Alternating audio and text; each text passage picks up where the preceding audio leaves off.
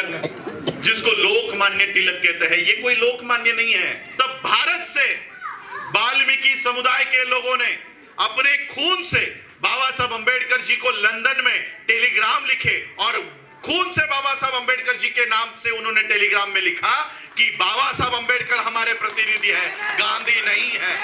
मेरी कौन सी जाति थी मुझे पता नहीं, मैं किस जाति का हूं मुझे पता नहीं, मैंने ये देखा नहीं कि ये वाल्मीकि है या कौन है, ये मेरे लोग हैं और इसके लिए मैं इनकी लड़ाई लड़ूंगा। और जिन जिन महापुरुषों ने और महानायिकाओं ने हमारे हक और अधिकार की लड़ाई लड़ी, सबसे पहले मैं उनको त्रिवार नमन करता हूं।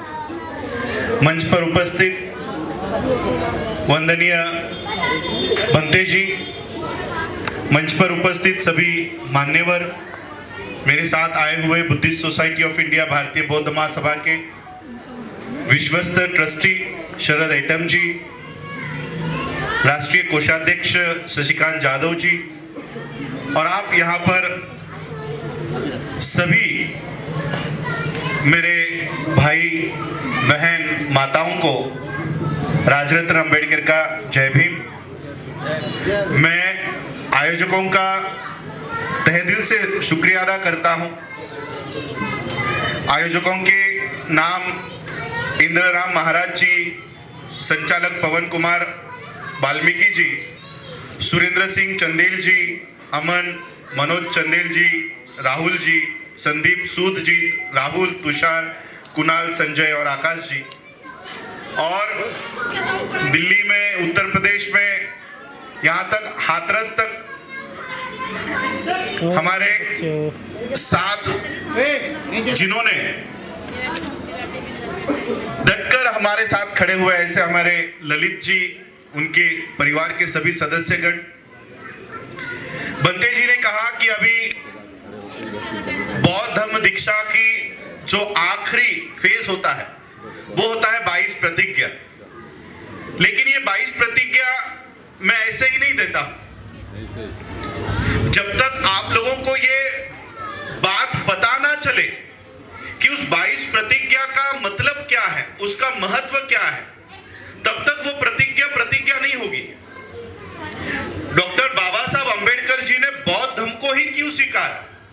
जब मैं पंजाब में जाता हूं, चंडीगढ़ में जाता हूं, तो वहां के सिख मुझे कहते हैं कि हमने बाबा साहब अंबेडकर जी की सोने के रथ से, रथ पता है ना आपको, सोने के रथ से बाबा साहब की हमने वो क्या कहते रैलियां निकाली थी कि आप सिख धर्म में आओ, हम आपको सोने से मढ़वा देंगे, इतना पैसा देंगे।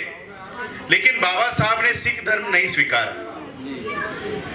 इस्लाम के लोग बाबा साहब अंबेडकर जी को यूनिवर्सिटीज देना चाहते थे, जायदाद देना चाहते थे, जमीन देना चाहते थे कि आप इस्लाम में आओ। लेकिन बाबा साहब इस्लाम धर्म में भी नहीं गए।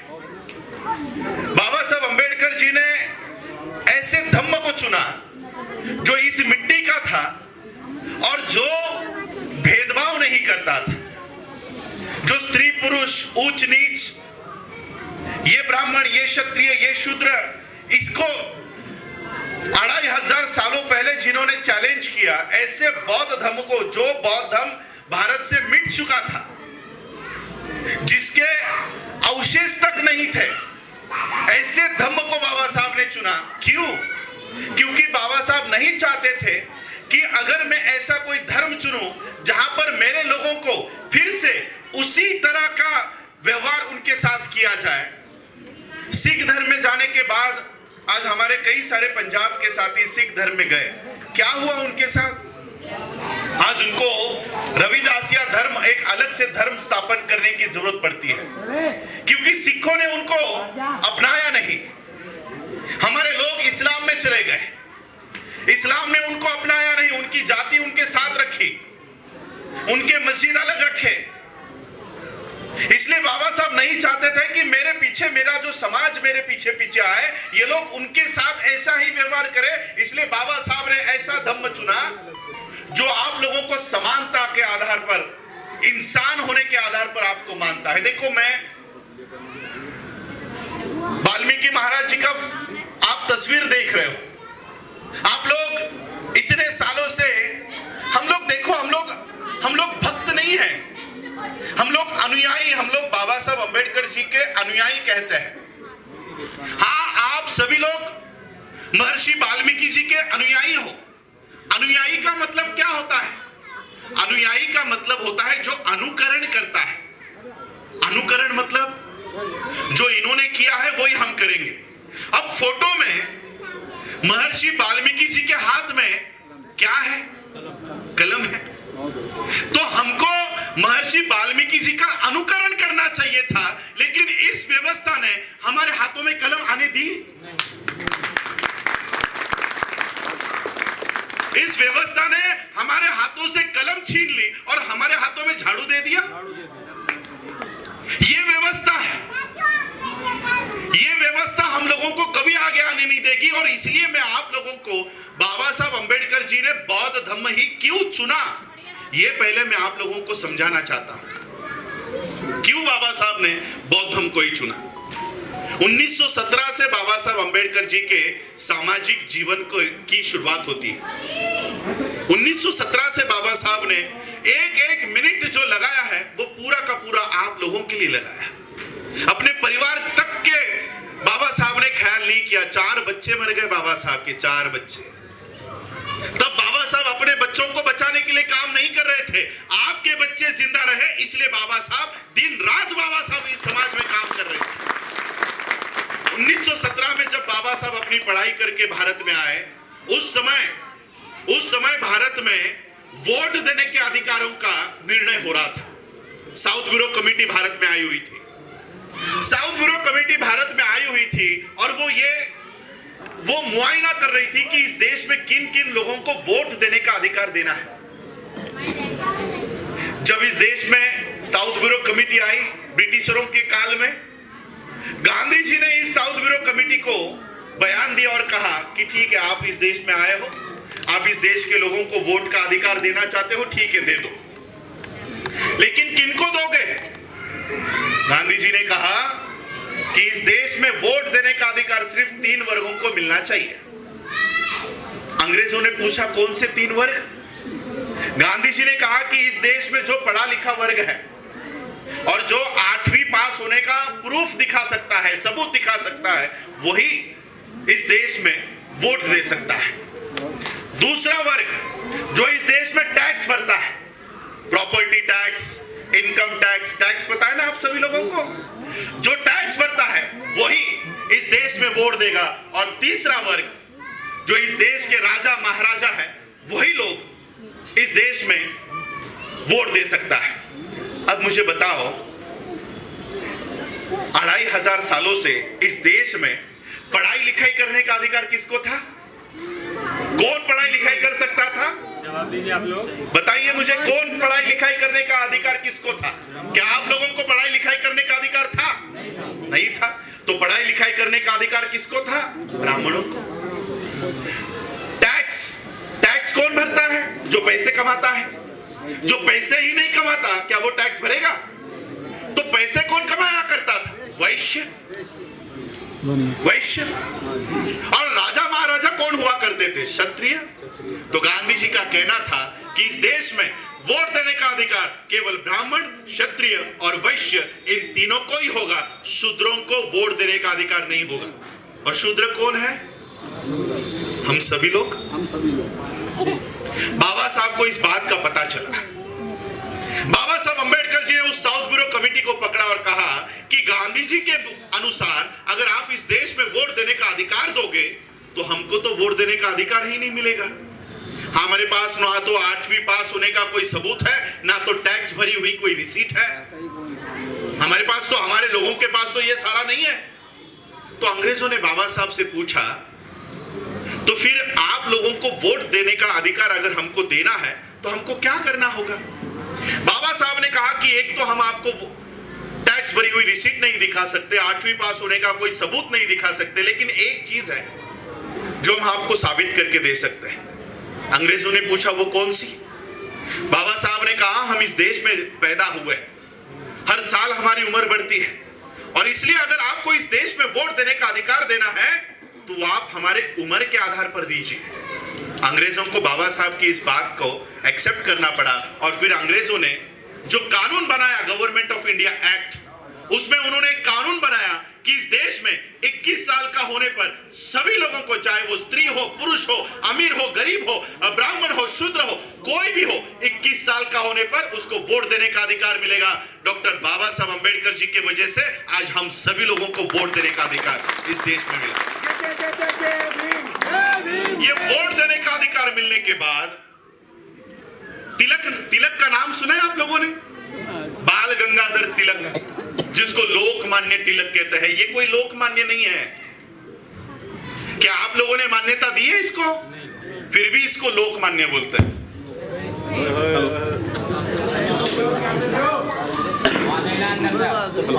कोई मेरी आवाज आ रही है पीछे? तो वैसे ही बोलता हूं। बोलते रहो।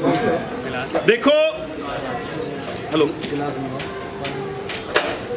जब वोट देने का अधिकार बाबा साहब अंबेडकर जी ने प्राप्त किया, तब ये तिलक ऐसी सभाओं लेकर कह रहा था कि इस देश में तेली, तंबोली और कुनभटों को, ये जातियां है, महाराष्ट्र की जातियां है, आपके यहाँ पर भी ये जातियां होंगी, तेली, तंबोली, कुनभट, कुनबी, हमारे यहाँ पर मराठा कहते हैं, आपके यहाँ पर पता नहीं क्या कहते हैं, यहाँ पर भी कुर्मी है। ये हमारे लिए नहीं, वाल्मीकि के लिए नहीं, चमार के लिए नहीं, महार के लिए नहीं, इनसे भी ऊपर वाली जातियों को क्या कहता है तिलक कि तेली, तंबली और कुर्मियों को संसद में जाके क्या हल चलाना है? इनको क्यों चाहिए वोट देने का अधिकार, आरक्षण? इनको क्यों चाहिए? इनको नहीं मिलना चाहिए। यानी बाबा साहब इस देश के लोगों को अधिकार देना चाहते थे, लेकिन तिलक गांधी कहता है इन देश के लोगों को अधिकार नहीं देना चाहिए। बाबा साहब अंबेडकर जी ने 1919 में यह अधिकार प्राप्त किया और 1919 का अधिकार प्राप्त करने के बाद 1923 में, देखो, मैं बाबा साहब अंबेडकर जी के जीवन में थोड़ा आगे आगे चलकर बाबा साहब ने कैसे आप लोगों को अधिकार दिए ये बता रहा हूं। 1923 में एक रिजोल्यूशन पास हुआ, गवर्नमेंट का रिजोल्यूशन, अंग्रेजों का रिजोल्यूशन, प्रस्ताव, कानून बन गया कि जितने भी तालाब जो गवर्नमेंट के पैसे से, सरकार के पैसों से चलाए जाते हैं, वो तालाब आज से सभी लोगों के लिए खुले होंगे। उस तालाब से सभी लोग पानी पी सकते हैं। अंग्रेजों ने कानून बनाया। बाबा साहब ने देखा 1923 में कानून बना है, 1923 चली गई, 1924 चली गई, 1925 चली गई, 1926 चली गई, फिर भी 5 साल होने के बाद भी हम लोग वो पानी को हाथ लगाने से डर रहे हैं। एक तरफ हम इंसान, 2 आंखें, 2 हाथ, 2 पैर वाले इंसान, वो पानी को हाथ लगाने से डरा करते थे, लेकिन जानवर बिंदास पानी पिया करते थे। जानवर पानी पी सकता था, लेकिन इंसान पानी नहीं पी सकता था। बाबा साहब ने देखा ये क्या लोग हैं, ये कैसे लोग हैं जो अपने अधिकारों को नहीं, सरकार ने वो तालाब खुले कर दिए थे, लेकिन हम इतने डरपोक थे कि वो पानी को भी हाथ नहीं लगा रहे थे। बाबा साहब ने 5 साल 6 साल ऐसे छोटी छोटी सभाओं लेकर बाबा साहब ने इन लोगों में जागृति निर्माण की और 22 मार्च 20 मार्च को 1927 को हजारों लोगों को इकट्ठा करके महाड़ के चौदार तालाब पर बाबा साहब लेकर गए और बाबा साहब ने पानी पिया। उसके बाद बाबा साहब का अनुकरण करते करते हजारों लोगों ने पानी पिया। हमारे लोग कहते हैं ये पानी पीने का आंदोलन था। मैं कहता हूं नहीं, बाबा साहब ने उनके जीवन में कभी पानी पीने का आंदोलन नहीं किया। बाबा साहब का यह आंदोलन पानी पीने का आंदोलन नहीं था। बाबा साहब का यह आंदोलन मरे हुए लोगों को जिंदा करने का आंदोलन था। बाबा साहब ने उसी दिन आप लोगों को जिंदा कर दिया। एक जानवर पानी पी सकता है, लेकिन इंसान पानी नहीं पी सकता था। जय जय जय जय जय भीम, जय भीम, जय जय जय जय जय भीम, जय जय। उस समय हम हिंदू थे, इसलिए देखो, आप वाल्मीकि समाज से आते हो।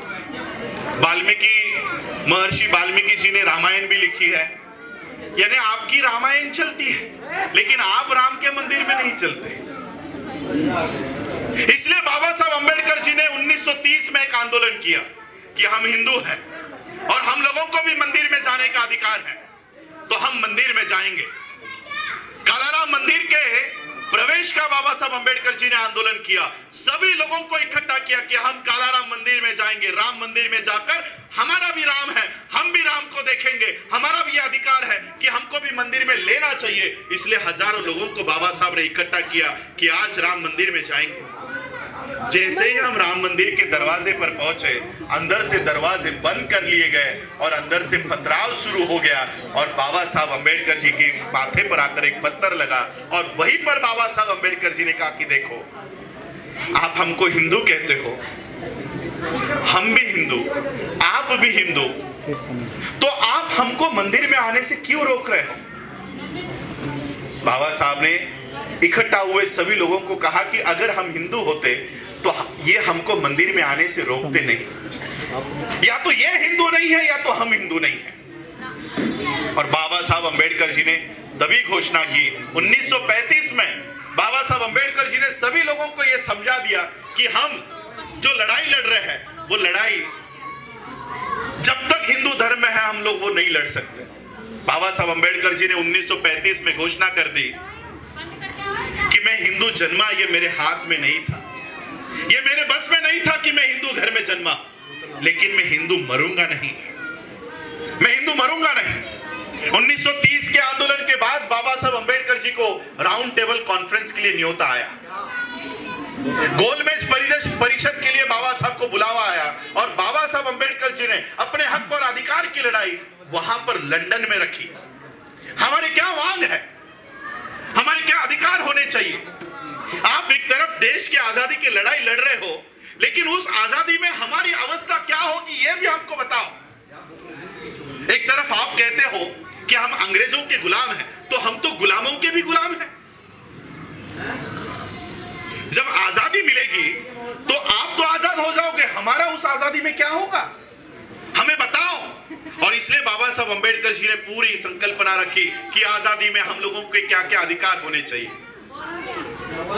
जब गांधी जी वहां पर पहुंचे, गांधी जी ने कहा कि ये जो डॉक्टर अंबेडकर है ये अंग्रेजों के चुने हुए प्रतिनिधि है, मैं भारत के अछूतों का, मैं भारत के अस्पृश्यों का, मैं भारत के हरिजनों का मैं नेता हूं, बाबा साहब नहीं है। बाबा साहब ने ये बात भारत में बताई, भारत के लोगों को बताया कि गांधी जी यहां पर आए हैं और मेरा विरोध कर रहे हैं और वो ये बता रहे हैं कि मैं इस देश के लोगों का, इस देश के अछूतों का प्रतिनिधि नहीं हूं। आपको पता है कौन खड़े रहे उस समय बाबा साहब के साथ? शायद ये इतिहास आप लोग भूल गए हो। जब बाबा साहब ने भारत में ये इंफॉर्मेशन दे दी, ये जानकारी दे दी कि गांधी जी का कहना है कि मैं भारत के अछूतों का प्रतिनिधि नहीं हूं, तब भारत से वाल्मीकि समुदाय के लोगों ने अपने खून से बाबा साहब अंबेडकर जी को लंदन में टेलीग्राम लिखे और खून से बाबा साहब अंबेडकर जी के नाम से उन्होंने टेलीग्राम में लिखा कि बाबा साहब अंबेडकर हमारे प्रतिनिधि है, गांधी नहीं है। ये वाल्मीकि समुदाय, देखो मैं जब हाथरस में गया तब ये बात मेरे दिमाग में थी और मैंने तब कहा कि उस समय वाल्मीकि समुदाय बाबा साहब के पीछे डटकर खड़ा था और आज बाबा साहब का परिवार वाल्मीकि समुदाय के साथ डटकर खड़ा रहेगा।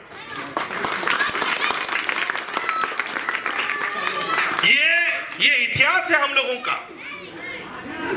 बाबा साहब, जब देखो हम लोग अनुयायी हैं, जब बाबा साहब ने पानी पिया तो बाबा साहब के पीछे हजारों लोग खड़े थे, 50,000 से ज्यादा लोग खड़े थे। बाबा साहब ने जब पानी पिया तो क्या लोगों ने हाथ जोड़े? क्या किया लोगों ने? पानी पिया ना, अनुकरण किया। तब बाबा साहब ने 1956 में अगर बौद्ध धर्म की दीक्षा ली तो क्या हम लोगों को बाबा साहब को हाथ जोड़ना चाहिए या पीछे पीछे बाबा साहब के चलना चाहिए? हमको बाबा साहब के पीछे पीछे उनके मार्ग पर चलना चाहिए। और ये क्या मार्ग है ये भी मैं आपको बताता हूं। आगे आगे जैसे मैं बढ़ूंगा तब आपको पता चलेगा कि बाबा साहब क्या देकर गए हैं आप लोगों को। 1932 में बाबा साहब अंबेडकर जी ने वहां पे संघर्ष किया लंदन में और हमारे हक और अधिकार लेकर आए। आज ये सारा जो चल रहा है हमारे साथ जो अन्याय होते हैं, अत्याचार होते हैं, ये गांधी ने जो हमारे अधिकार छीन लिए, ये उसके वजह से है। बाबा साहब अंबेडकर जी ने कॉम्युनल अवार्ड प्राप्त किया और गांधी ने कहा कि अगर इन अछूतों को अधिकार दे रहे हो तो मैं जान जाने तक अनशन करूंगा, लेकिन इनको मिलने नहीं दूंगा, अधिकार नहीं मिलेगा, इनको अधिकार मिलने नहीं दूंगा। और फिर गांधी जी भारत में आके ही उन्होंने अनशन शुरुआत कर दी। बाबा साहब अंबेडकर जी को दबाव उन्होंने डाला, हमारे लोगों को जलाया गया, उनके घरों को जलाया गया, और फिर बाबा साहब अंबेडकर जी को वो अधिकार वापस दे देने पड़े। देखिए, अंग्रेज हमको अधिकार दे रहा है। अंग्रेजों ने हमको पानी पीने के लिए तालाब खुले किए। उस समय इस देश की ब्राह्मणी व्यवस्था ने हमको पानी पीने से रोका। बाबा साहब ने लंदन से हमारे अधिकार लाए। इस देश के फिर से ब्राह्मणी व्यवस्था ने हमारे हाथ से अधिकार छीन लिए। और जब इस देश में संविधान बनने की प्रक्रिया शुरू हुई, तो बाबा साहब अंबेडकर जी ने सोचा कि इस संविधान सभा में अगर मैं नहीं गया तो मेरे लोगों के अधिकार मैं सुरक्षित नहीं कर पाऊंगा। बाबा साहब अंबेडकर जी ने संविधान सभा में जाने की तैयारी शुरू कर दी। फिर पटेल जी, गांधी जी बाबा साहब अंबेडकर जी से आकर मिले और कहा कि बाबा साहब, हमें पता चला है कि आप संविधान सभा में जाने की तैयारी कर रहे हो, लेकिन हम आपको कहते हैं कि हम संविधान सभा में आपको आने ही नहीं देंगे। इस संविधान सभा के दरवाजे ही नहीं तो खिड़कियां भी हमने आपके लिए बंद रखी है, हम आपको आने ही नहीं देंगे। बाबा साहब अंबेडकर जी बहुत संघर्ष के बाद इस संविधान सभा में पहुंचे। इस संविधान सभा में पहुंचे और बाबा साहब अंबेडकर जी ने इस देश के लोगों के लिए, सिर्फ अछूतों के लिए नहीं, शेड्यूल कास्ट के लिए नहीं, इस देश के सभी लोगों के लिए, चाहे वो ब्राह्मण हो, क्षत्रिय है, वैश्य हो या शूद्र हो, सभी लोगों के लिए हक और अधिकार इस संविधान में अंकित कर दिए। 26 नवंबर 1949 को बाबा साहब अंबेडकर जी ने यह संविधान इस देश को अर्पण किया। इतना संघर्ष करने के बाद, इस संविधान निर्माण करने के बाद, बाबा साहब अंबेडकर संविधान देते समय कहते हैं कि यह संविधान कितना भी अच्छा क्यों ना हो, इसको लागू करने वाले लोग अगर गलत हैं तो संविधान किसी काम का नहीं होगा। आप मुझे बताओ, आज ये संविधान लागू करने की जिम्मेदारी किसकी है? इस देश के शासनकर्ताओं की है। क्या वो इस देश के संविधान को लागू कर रहे हैं? आपको इक्वलिटी, समानता इस देश के आर्टिकल 14 में रखी हुई है। क्या आर्टिकल 14 लागू है? शिक्षा का अधिकार आर्टिकल 21 में है, आर्टिकल 15 में आपको अधिकार है। क्या ये आर्टिकल आज देश में लागू है? बाबा साहब ने संविधान तो निर्माण कर दिया, लेकिन लागू करने वाले लोग इसको लागू करेंगे तब तो आप लोगों को अधिकार मिलेंगे। हम लागू ही नहीं होने देंगे तो कैसे सुरक्षित रह पाओगे? बाबा साहब को यह बात पता चली थी, इसलिए बाबा साहब ने कहा कि संविधान अच्छा है, यह संविधान कितना भी अच्छा क्यों ना हो, इसको लागू करने वाले लोग अगर गलत है तो संविधान किसी काम का नहीं होगा।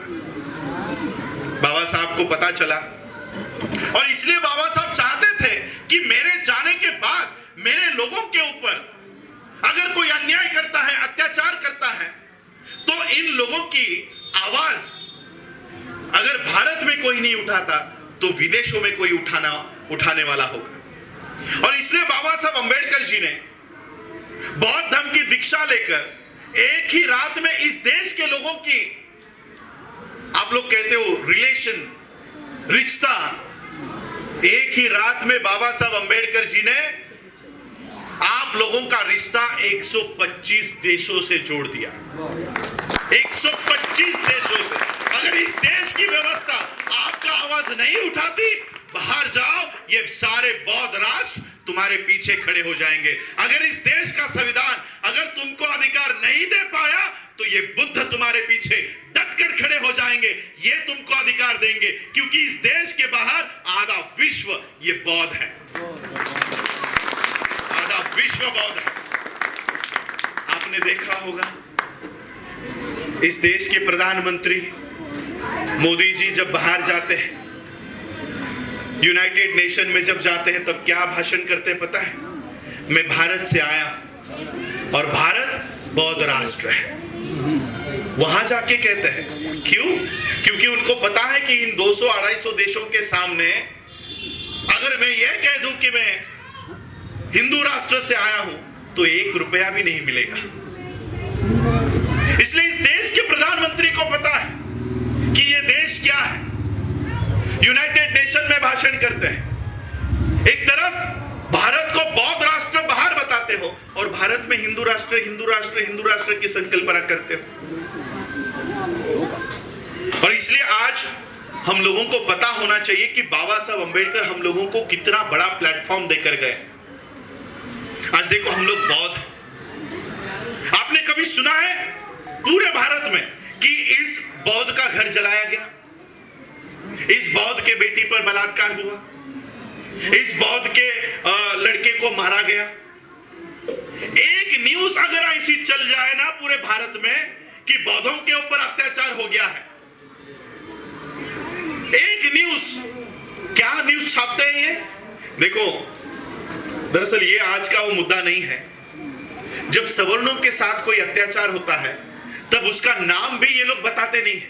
क्या बोलते हैं? निर्भया के ऊपर अत्याचार।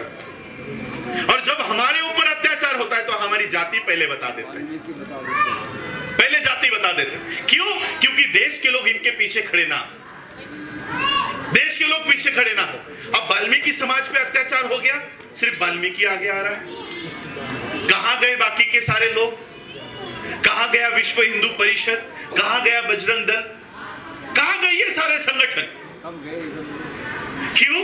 वाल्मीकि परिवार की बेटी देश की बेटी नहीं है क्या? देश की बेटी होने के लिए क्या सिर्फ ब्राह्मण परिवार में ही जन्म लेना होगा? और इसलिए ये बाबा साहब अंबेडकर जी ने हम लोगों को इस जातियों से बाहर आने के लिए कहा कि ये जातियों में रहोगे तो आप लोगों को न्याय नहीं मिलेगा। कोई आएगा आप लोगों की लड़ाई लड़ने के लिए? कोई नहीं आएगा। और इसलिए बाबा साहब अंबेडकर जी ने सोच समझकर 14 अक्टूबर आज ही के दिन 5.5 लाख लोगों के साथ, 1-2 नहीं 5 से 6 लाख लोगों के साथ बाबा साहब अंबेडकर जी ने आज ही के दिन बौद्ध धर्म की दीक्षा ली और एक ही रात में डॉक्टर बाबा साहब अंबेडकर जी ने आप लोगों को पूरे विश्व के साथ जोड़ दिया, पूरा विश्व के साथ जोड़ दिया। आप लोग इंटरनेट के ऊपर देखो कितने सारे बौद्ध राष्ट्र हैं। मैं जापान में जाता हूं, थाईलैंड जाता हूं, श्रीलंका जाता हूं, अनेक देशों में मैं जाके आया। जो जातियां हम लोगों को गांव के बाहर हमारा अस्तित्व नहीं जान सकती, इस गांव के बाहर आप लोगों को पैर रखने का अधिकार नहीं देती, बौद्ध होने पर पूरे विश्व के दरवाजे आप लोगों के खुल जाते हैं। मैं आप लोगों को मेरा ही एक अनुभव बताना चाहता हूं। मैं जब यूनाइटेड नेशन के कॉन्फ्रेंस, वो लोग भी अलग अलग देशों के लोगों के साथ मुलाकात कर रहे थे, जब हमारे सामने आए, चाइना का डेलीगेशन हमारे सामने आया और उन्होंने हमको पूछा विच कंट्री, कौन से देश से हो? देखो बाबा साहब अंबेडकर जी ने हमारी पहचान कहां तक करवा कर रखी है। हमने उनको कहा इंडिया, भारत, तो चाइना के लोगों ने हमसे कहा ओ अंबेडकर इंडिया। यानी आज भी इस देश का नाम, बाबा साहब का नाम, बाबा साहब के नाम से जाना जाता है। मोदी का भारत या गांधी के भारत के नाम से नहीं जाना जाता। बाबा साहब अंबेडकर जी ने एक ही रात में हम लोगों को इतने बड़े प्लेटफॉर्म पर बाबा साहब हमको लेकर आए। उस प्लेटफॉर्म के ऊपर हम लोगों को जाना होगा। हम लोग धर्म में नहीं है। धर्म क्या है? हम लोगों ने आज जो त्रिशरण पंचशील लिया है, ये बौद्ध धर्म है। धर्म में भगवान होता है, धर्म में आत्मा होती है, धर्म में पूजा, क्या कहते हैं आप, कर्म कांड, वो होता है। धर्म में शिक्षा होती है, नीति होती है। बुद्धा की शिक्षाओं के ऊपर हमको चलना है। ये जो हमारा दिमाग है, ये दिमाग आज से नहीं, 2500 सालों से गुलाम बनाकर रखा हुआ है।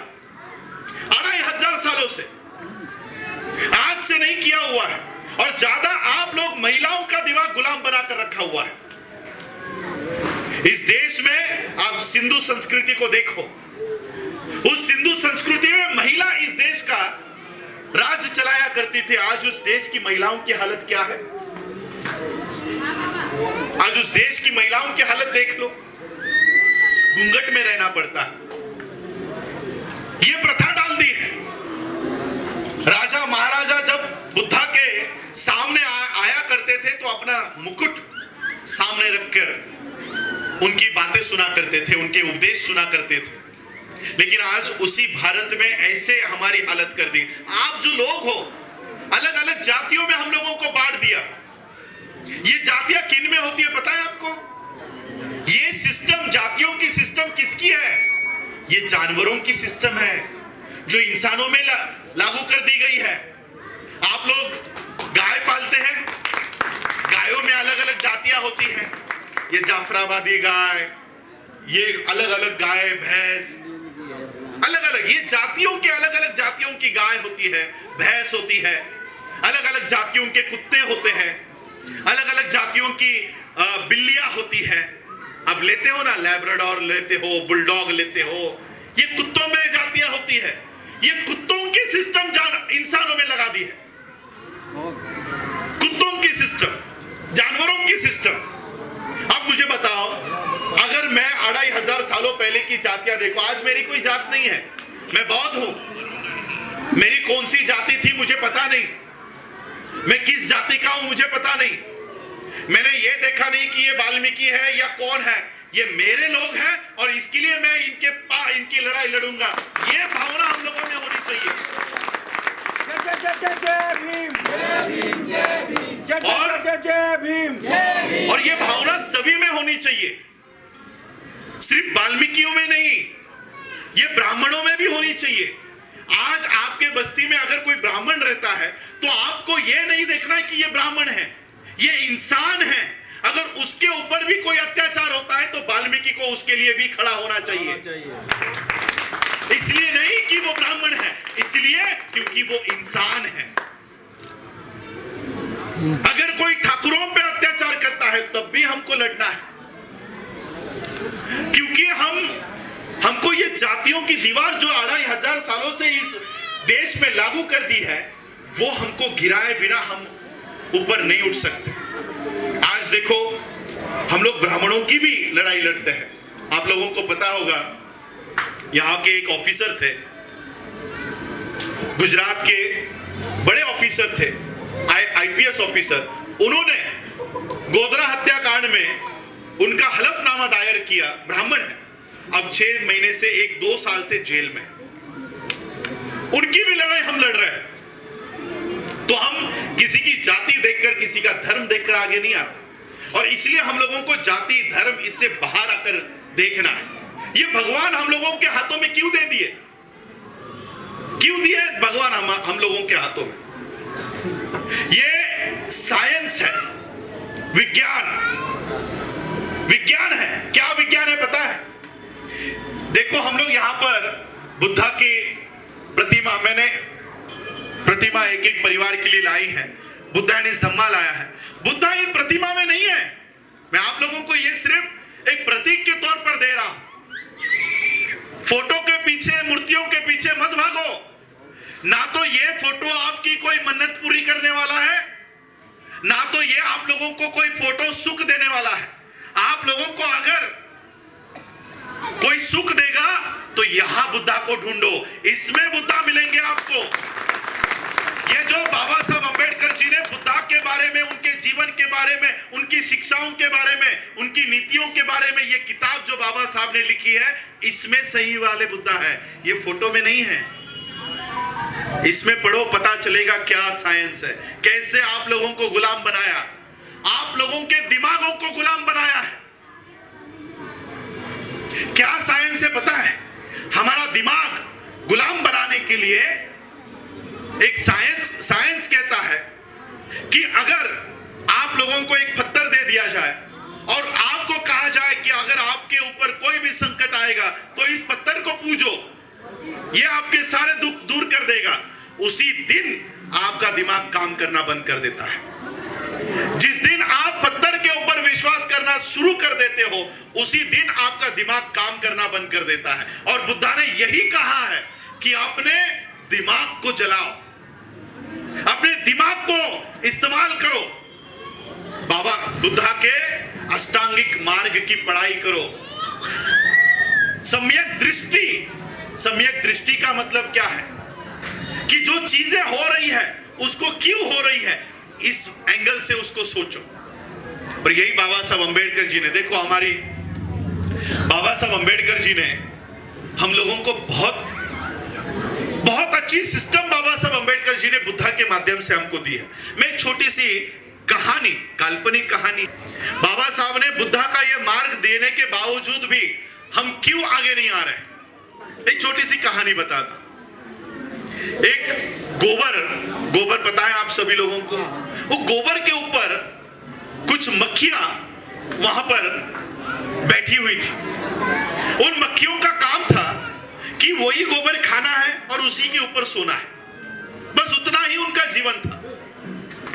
एक दिन कुछ बाग बगीचे में रहने वाली मक्खियां वहां से जा रही थी, गुजर रही थी, तो उन्होंने देखा अरे ये हमारे ही सगे संबंधी है, हमारे ही भाई है, ये वो गंदा गोबर खा रहे हैं, क्यों ना इन लोगों को वो बगीचे में लेके जाए, बाग में लेके जाए, जिन बाग में हम फूलों का रस पीते हैं, मधु पीते हैं, क्यों ना इनको भी वहां लेकर जाए।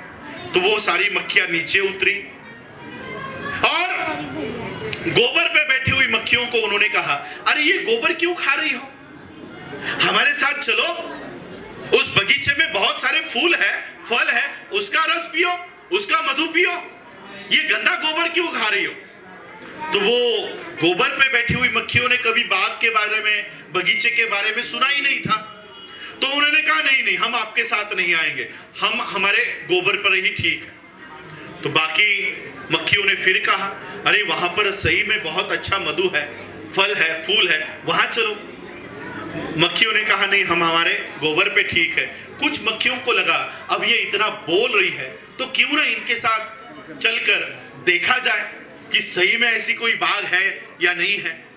तो उसमें से 2 मक्खियां राजी हो गई और वो 2 मक्खियां उन बाकी मक्खियों के साथ उड़कर उस बाग में आई। बाग में आने के बाद उन्होंने देखा अरे सही में यहाँ पर फल लगे हुए हैं, फूल लगे हुए हैं। सारी मक्खियां फलों के ऊपर बैठकर, फूलों के ऊपर बैठकर उसका मधु पीने लग गई।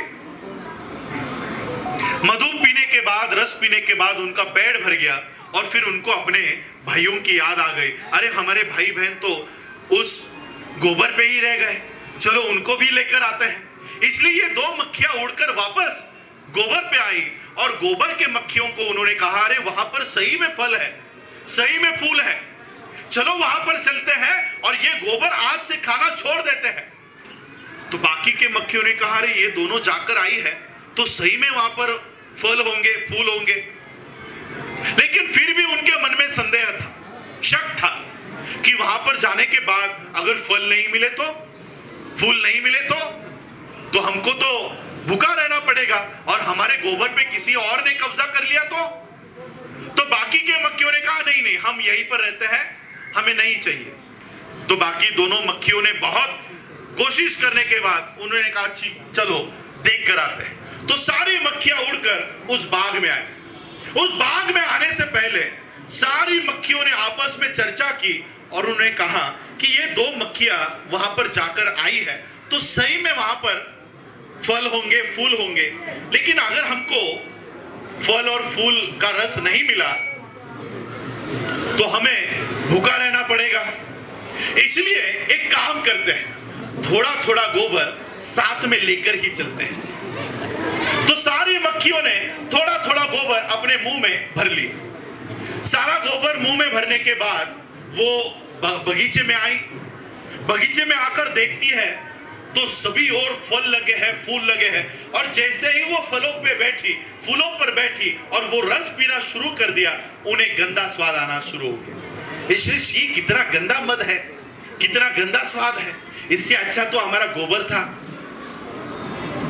तो बाकी के मक्खियों ने कहा एक काम करो, दूसरे फल के ऊपर बैठकर देखो, उसका रस पीकर देखो, शायद उसका रस अच्छा होगा। तो उन्होंने दूसरे फल के ऊपर बैठकर देखा, दूसरे फल का स्वाद भी उन्हें गंदा आया। तो उसमें से एक मक्खी को पता चला कि क्या चल रहा है। वो आगे आई, आगे आकर उन्होंने बाकी सारी मक्खियों को बोला कि एक काम करो, अपना मुंह खोलो। जैसे उन्होंने मुंह खोला, अंदर गोबर का गोला वैसे ही था। हमारे साथ भी वही हुआ।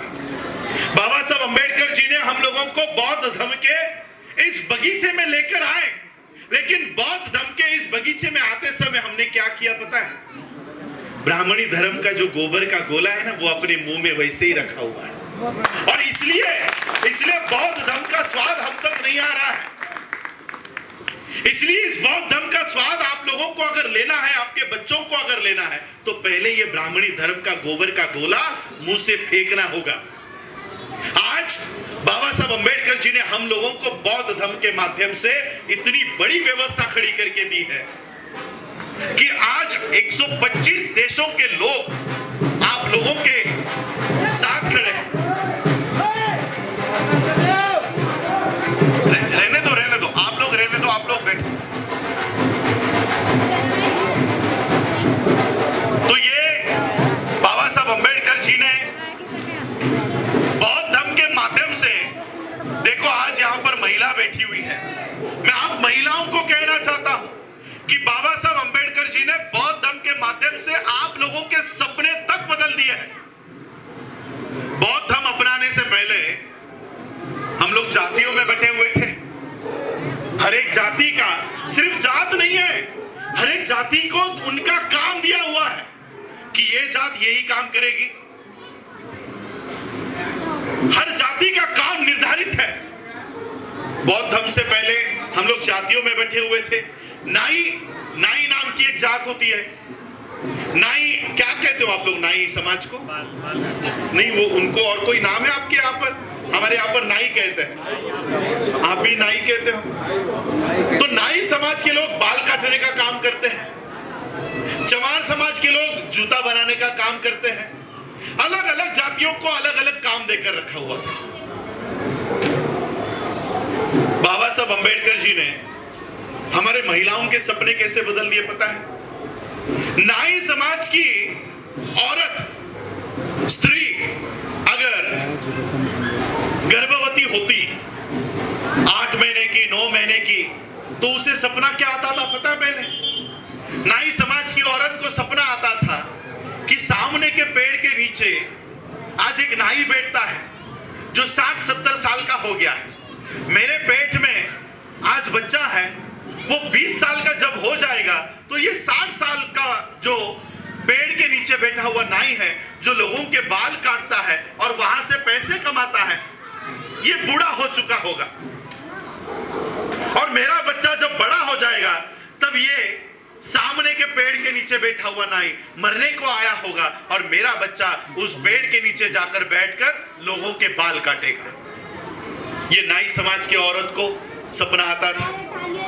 चमार समाज की औरत को क्या सपना आता था कि सामने के पेड़ के नीचे आज एक, वो आप लोग क्या कहते हो, मोची हमारे यहाँ पर, वो लोगों के जूते बनाने का काम करता है, जूते पॉलिश करने का काम करता है।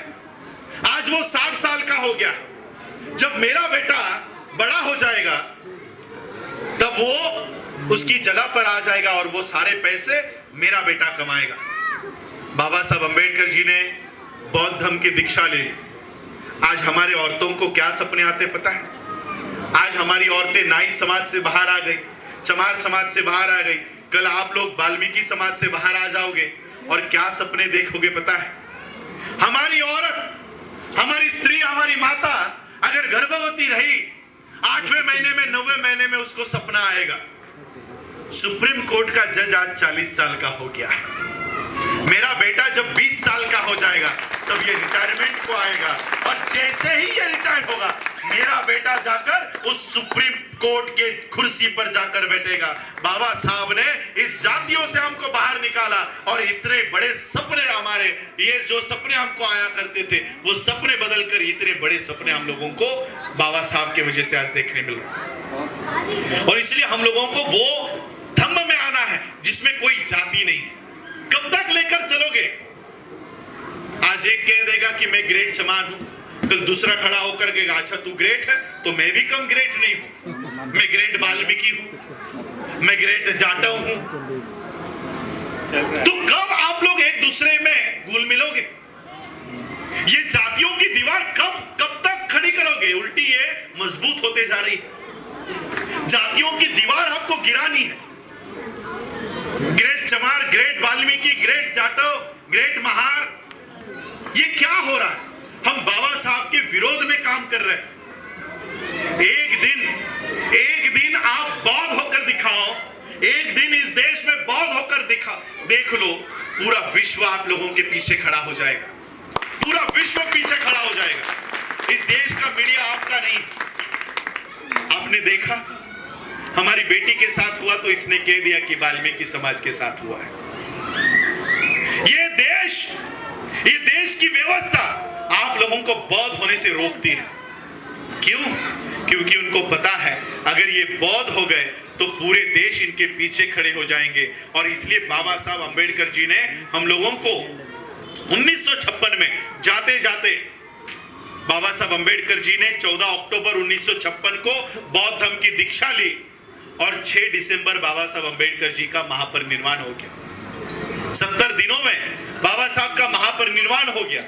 बाबा साहब अंबेडकर जी ने जाते जाते हम लोगों को ऐसा प्लेटफॉर्म देकर गए हैं कि अगर इस देश की व्यवस्था तुमको न्याय नहीं दे पाई तो विश्व के सामने जाओ, ये लोग तुम लोगों को न्याय देंगे। आज हमारी केसेस, मैं यहाँ भारत में किसी से निवेदन नहीं करता, ना तो राष्ट्रपति से निवेदन करता हूं, ना तो प्रधानमंत्री से निवेदन करता हूं।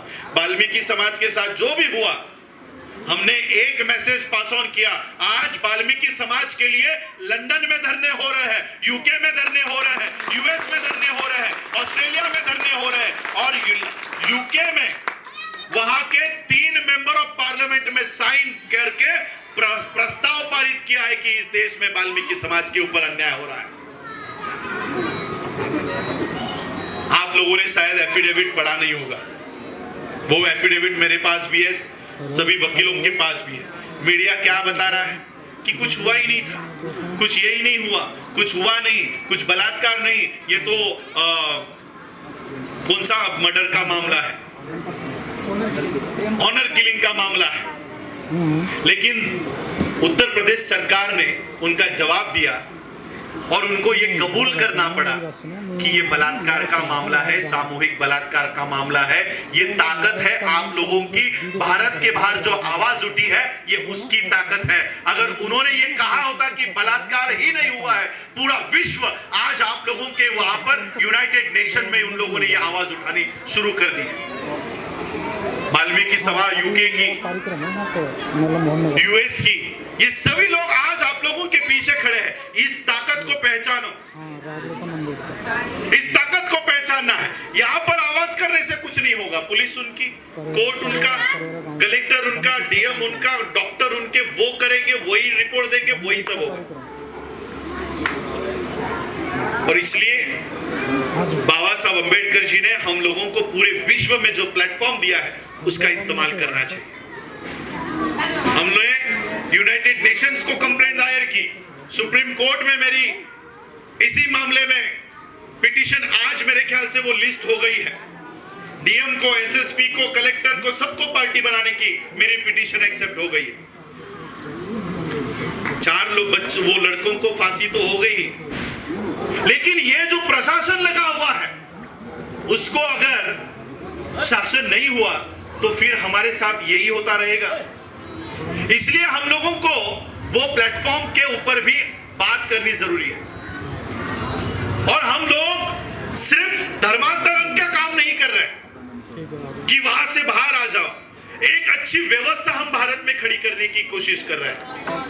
आज हम बौद्धों की एक खुद की यूनिवर्सिटी तैयार कर रहे हैं। आज देखो आप लोगों के बच्चे स्कूलों में जाते हैं, क्या पढ़ते हैं पता है? सुबह गए स्कूलों में गुरु ब्रह्मा, गुरु विष्णु, गुरु देवो महेश्वरा, यही शुरू है। हमारा इतिहास ही पढ़ाया नहीं जाता, बाबा साहब के बारे में नहीं बताया जाता, महर्षि वाल्मीकि के बारे में नहीं बताया जाता, गुरु रविदास जी के बारे में बताया नहीं जाता, बुद्ध के बारे में बताया नहीं जाता। और इसलिए हमारी शिक्षा की व्यवस्था हम खुद करेंगे। पूरे देश भर में हमारे खुद के स्कूल होंगे, खुद के अस्पताल होंगे, ऐसी व्यवस्था हम खड़ी कर रहे हैं। अगर ये अस्पताल आपका होता तो क्या आपके बेटी की कोई झूठी रिपोर्ट बना सकता था? कोई झूठी रिपोर्ट बना सकता था आपकी झूठी रिपोर्ट? और इसलिए इसके ऊपर हम काम कर रहे हैं। सिर्फ बौद्ध धर्म क्या है? बौद्ध धर्म आप लोगों को प्रगति करना सिखाता है, अपने दिमाग को गुलामी से बाहर लाना सिखाता है। ये किसी का द्वेष नहीं करता। ये एक्सट्रीमिज्म का कि बहुत कट्टर आप लोगों को नहीं बनाता। और इसलिए हम लोगों को उस धर्म की ओर बढ़ना है। बाबा साहब अंबेडकर जी ने सोच समझकर ये बौद्ध धर्म हम लोगों को दिया है। 22 प्रतिज्ञा बाबा साहब अंबेडकर जी ने खुद सोच समझकर बाबा साहब अंबेडकर जी ने एक एक प्रतिज्ञा बाबा साहब अंबेडकर जी ने बनाई है। ये प्रतिज्ञा नहीं है, ये बाबा साहब अंबेडकर जी ने जो प्रतिज्ञा दी है, ये आपके दिमाग को गुलामी से बाहर लाने की प्रक्रिया बताई है। आप सभी लोगों के पास मोबाइल है। आप मोबाइल में इंटरनेट यूज करते हो, बहुत सारे वायरस आते रहते हैं। फिर आप लोग मोबाइल में एंटीवायरस इंस्टॉल करते हो ताकि वायरस से अपने मोबाइल को दूर रखो। बाबा साहब अंबेडकर जी ने ऐसा ही एक एंटीवायरस तैयार किया। रोज ये वायरस, ब्राह्मणी धर्म का वायरस हमारे दिमाग में घुसता रहता है, आपके बच्चों के दिमाग में घुसता है। बच्चे टीवी देखते हैं, आपके बच्चे कार्टून देखते हैं। क्या कार्टून देखते हैं पता है? छोटा भीम, बाल गणेश, कृष्णा। दिन भर उनके दिमाग के ऊपर यही आता है। आप लोग भी सीरियल देखते हो? सीरियल देखते हो? महिला टीवी देखते हो? फिर क्या देखते हो? ये दिन भर आपके दिमाग में घुसता रहता है, दिन भर ये शुरू रहता है। और इसलिए बाबा साहब अंबेडकर जी ने इस वायरस को हटाने के लिए एंटीवायरस तैयार किया। ये वायरस घूमता रहेगा। मैंने, आप लोगों ने दीक्षा के फॉर्म लाए हैं, मुझे दो। आप लोगों की लिस्ट मुझे पहले ही दे दी गई थी। ये जितने भी लोग अभी तक आप लोगों की दीक्षा हुई नहीं है। जब तक 22 प्रतिज्ञा नहीं होती तब तक आप लोगों की दीक्षा नहीं होगी। ये दीक्षा लेने वाले लोगों के सर्टिफिकेट्स हम बनाकर लाए हैं। इसके पीछे हमने कुछ बातें छापी हुई है। पहले है त्रिशरण, पंचशील और 22 प्रतिज्ञा। ये 22 प्रतिज्ञा रोज पढ़ा करो। जब भी आपको लगे कि ये 33 करोड़ हमारे ऊपर हावी हो रहे हैं, ये निकाल कर पढ़ा करो। और ये 22 प्रतिज्ञा क्या है, ये हम आगे सामूहिक तौर पर खड़े होकर हम लोग इस 22 प्रतिज्ञा को लेंगे। और इसलिए बाबा साहब अंबेडकर जी ने ये एंटीवायरस हमको दिया है। ये सारे ब्राह्मणी व्यवस्था को आपके घरों में, आपके दिमाग को गुलामी से बचाते हैं। और इसलिए मैं अब आपको पूछता हूं, कितने लोग बाबा साहब ने दिए हुए इस 22 प्रतिज्ञा को लेना चाहेंगे? सभी लोग लेना चाहेंगे। बाबा साहब ने बौद्ध धर्म की दीक्षा लेने के लिए यही एक छोटी सी विधि रखी है, त्रिशरण, पंचशील और 22 प्रतिज्ञा। ये 22 प्रतिज्ञा अपने दिमाग से आपको पढ़नी है, सिर्फ जबान से नहीं, आपके मन से पढ़नी है कि इसका अर्थ क्या है। क्यों बाबा साहब ने ऐसा लिखा होगा? क्यों बाबा साहब ने हमको इस गुलामी से बाहर निकालने के लिए ये प्रतिज्ञाएं दी होंगी? और इसलिए मैं ज्यादा समय नहीं लूंगा, मैं ये 22 प्रतिज्ञा आप लोगों को देना चाहता हूं।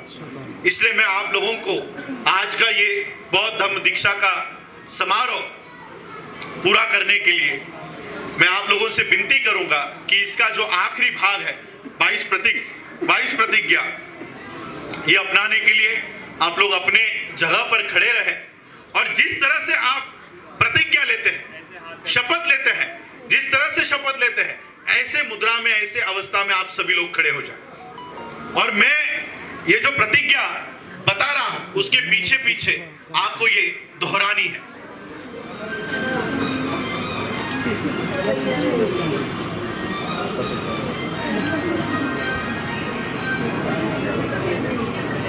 22 प्रतिज्ञा को शुरुआत करते हैं। मैं ब्रह्मा विष्णु महेश इनको भगवान नहीं मानूंगा तथा इनकी उपासना नहीं करूंगा। मैं राम व कृष्ण इनको भगवान नहीं मानूंगा, ना ही इनकी पूजा करूंगा। मैं गौरी गणपति आदि हिंदू धर्म की किसी भी देवी या देवताओं को नहीं मानूंगा और ना ही इनकी पूजा करूंगा। मैं इस बात पर विश्वास नहीं करूंगा कि ईश्वर ने कभी अवतार लिया है। मैं ये बात कभी नहीं मानूंगा कि तथागत बुद्ध विष्णु के अवतार है। मैं ऐसे प्रचार को पागलपन का झूठा प्रचार समझता हूँ।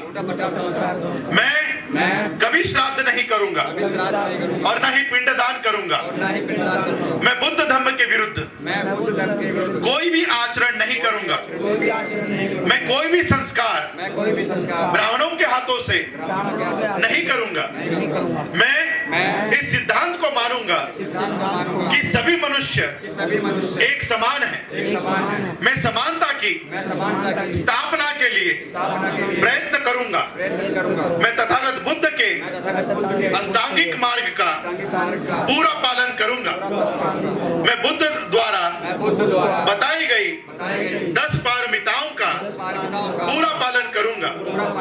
मैं सभी प्राणी मात्राओं पर दया रखूंगा और उनका लालन पालन करूंगा। मैं कभी चोरी नहीं करूंगा। मैं कभी झूठ नहीं बोलूंगा। मैं कभी व्यभिचार नहीं करूंगा। मैं कभी शराब नहीं पीऊंगा। मैं अपने जीवन को बुद्ध धम्म के 3 तत्व यानी ज्ञान, शील और करुणा के अनुरूप ढालने का प्रयोग करूंगा। मैं मनुष्य मात्रा के उत्कर्ष के लिए हानिकारक और मनुष्य मात्रों को असमान और नीच मानने वाले पुराने हिंदू धर्म का त्याग करता हूं और बुद्ध धर्म का स्वीकार करता हूं। मैं पूर्ण रूप से विश्वास करता हूं कि बुद्ध धर्म ही सत्य धर्म है। मैं ये मानता हूं कि मेरा नया जन्म हो रहा है।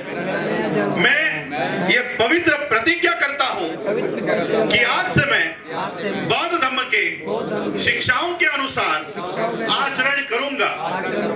डॉक्टर बाबा साहब अम्बेडकर की, डॉक्टर बाबा साहब अम्बेडकर, डॉक्टर बाबा साहब अम्बेडकर। आप लोग बैठ जाइए अपनी जगह।